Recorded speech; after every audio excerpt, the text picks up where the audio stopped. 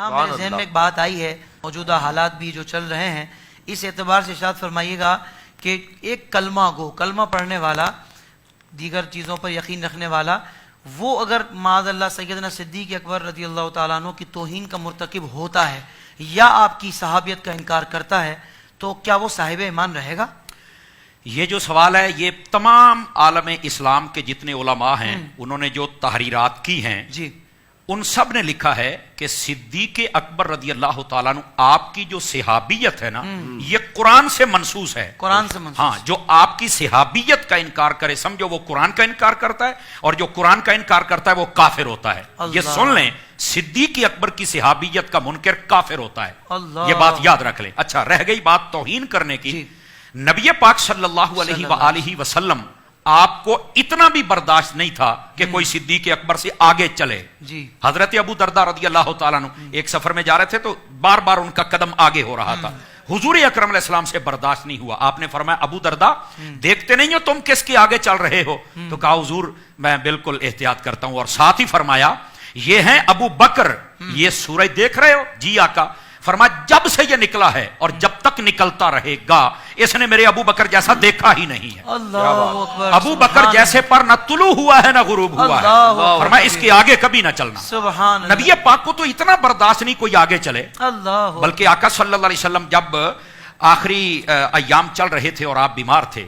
نبی پاک صلی اللہ علیہ وسلم ایک مرتبہ مصلی پر سیدنا حضرت فاروق اعظم آ گئے، بخاری شریف میں روایت ہے۔ آقا صلی اللہ علیہ وسلم نے آواز سنی تو آپ نے فرمایا لا لا لا، 3 مرتبہ فرمایا۔ فرمایا نہیں نہیں، مصلی پہ کوئی نہ آئے، لا ينبغي لقوم فیہم ابو بکر ان یؤمہم احد غیرہ، فرمایا یہ ہو ہی نہیں سکتا کسی قوم میں ابو بکر ہو اور مصلی امامت پہ کوئی اور آ جائے، آئے گا تو میرا ابو بکر آگے آئے، کوئی اور آگے نہیں آ سکتا۔ صدیق اکبر رضی اللہ تعالی عنہ آپ کے آگے نبی پاک کسی کو کھڑا نہیں ہونے دیتے، آگے چلنے نہیں دیتے، چہ جائے کہ توہین کوئی کرے۔ اللہ یار یہ نبی پاک صلی اللہ علیہ وسلم کی کمائی ہے یار، صحابہ کرام حضور کے شاگرد ہیں، حضور کی کمائی ہے، اگر ان کے بارے میں ہی نازیبا باتیں کر کے قوم کے دماغ سے ان کی عظمت کو ہٹایا جائے تو وہ بندہ بھی اپنے آپ کو مسلمان کہتا ہے۔ کیا زمانے میں جتنا دین ہے حضور سے سن کر ہمیں کس نے بتایا ہے؟ صحابہ کرام نے تو بتایا ہے، تم صحابہ کرام کو مشکوک بنا رہے ہو۔ نبی پاک صلی اللہ علیہ وسلم کی یہ تعلیمات نہیں ہے،